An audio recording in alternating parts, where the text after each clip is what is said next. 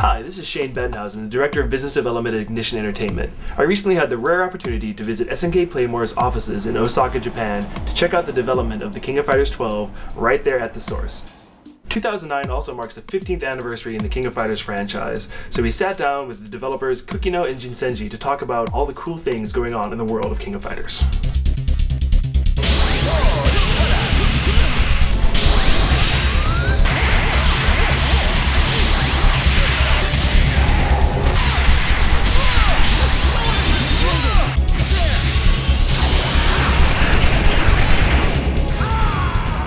The super special moves in King of Fighters XII, they almost feel like a throwback to King of Fighters 94. Was this an intentional decision you guys made?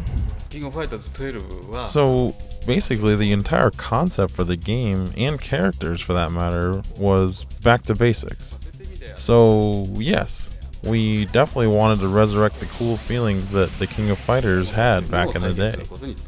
We were happy to discover that the evasive nature of King of Fighters still carries on in King of Fighters XII. How important is it to dodge, backstep, and roll in order to be a good player in this game? Yes, master rolling, dashing, and backstepping are very important in the King of Fighters XII. And once a player has finally mastered them and is able to use all of these moves freely, their perception of their battles will definitely change for the better. Overall, the King of Fighters XII feels a lot more accessible and friendly to newbie players who've never really played King of Fighters before. Was this the intent at SNK Playmore? The main development concept for the King of Fighters XII was rebirth. So we wanted to create an entirely new King of Fighters. And these days I think that fighting games have become too complicated. So we decided to get back to basics and concentrate on simply making the game fun again. What do you attribute the long-lasting popularity of the King of Fighters franchise to? The King of Fighters XII is one of the most popular fighting games from SNK, and by far the biggest attraction of the series is the characters.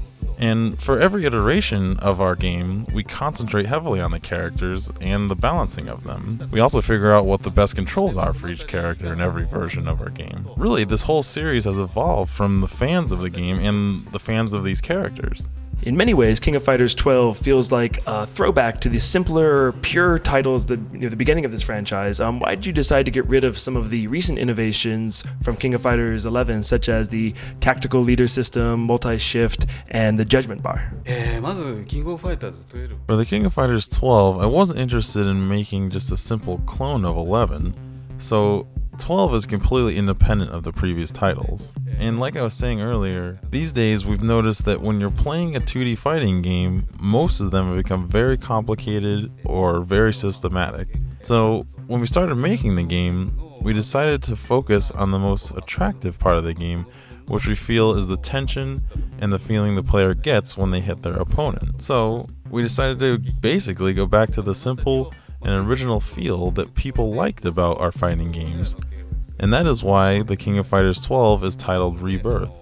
So again, after closely re-examining the fundamentals and the basics of fighting games, we came up with the King of Fighters XII.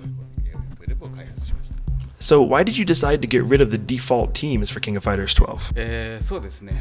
For 12, instead of concentrating on the story so much, we decided to focus on the game's concept, which is the clashing between the characters. We decided to prioritize the graphics of the characters and the characters' personalities, and that's the reason we decided not to set the default team for 12.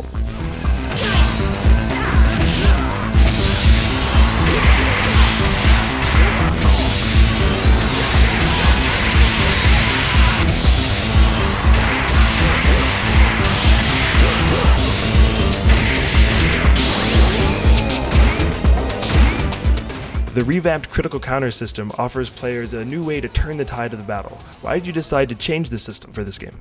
To make full use of this system, you would use it to try and lower your opponent's guard by getting close to him or her while the critical counter gauge is flashing. And you can also use it by butting into your opponent's combination attack, and that is when you can get the maximum use out of it.